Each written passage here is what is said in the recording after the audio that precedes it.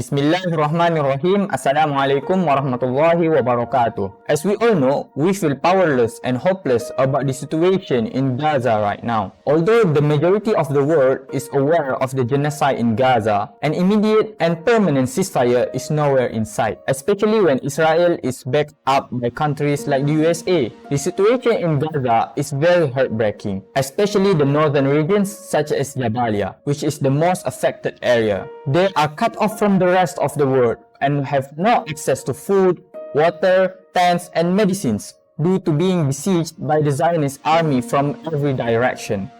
Currently, the aid going into Gaza is very limited, while in Jabalia, it's non-existent. All that was left was some canned food, and they had to buy it from each other who still wanted to sell it. Therefore, we must act immediately to save them. Even if we cannot save them from genocide, we can still save them from starvation. 1400 years ago, Prophet Muhammad ﷺ taught us the concept of mu'akhah, which means establishing brotherhood between the Muhajirin and Ansar, where the Ansar supported and shared the Muhajirins' pains and hardships from being persecuted by the unbelievers. If every family in Gaza were fostered by another Muslim family from around the world, it will align with the Prophet's hadith, a Muslim is a brother of another Muslim. So he should not oppress him, nor should he hand him over to an oppressor. Sahih Bukhari. Prophet Muhammad ﷺ also said, "You see the believers as regards their being merciful among themselves, resembling one body. If any part of the body is in pain, the whole body feels the sleeplessness, insomnia, and fever with it." Sahih Muslim. But how can we experience sleeplessness and fever if we do not practice the concept of brotherhood among us that the Prophet taught?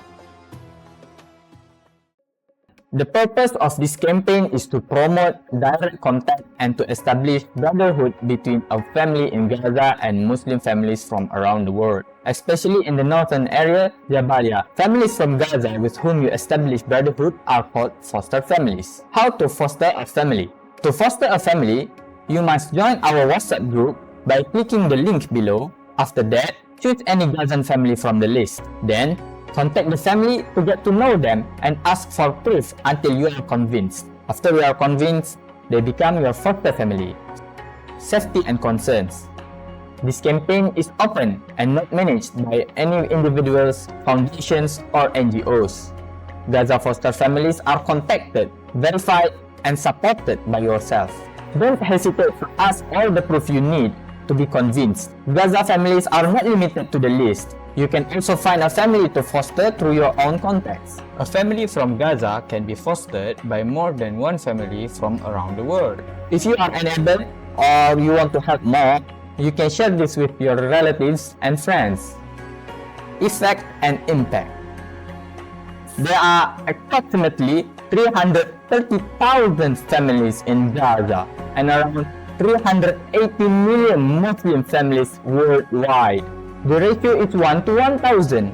Not only can we foster all the families in Gaza, but we can also foster all families that are oppressed in other countries as well. Through this campaign, the bonds of Islamic brotherhood will be strengthened and our efforts and sacrifices will increase. The long-term effect of this foster family or brotherhood campaign will make all Muslims and our future generations experience sleeplessness and fever because of what is happening to our foster families in any Muslim country until all Muslim countries are free from oppression, inshallah. Thank you for your time watching this video. Assalamualaikum.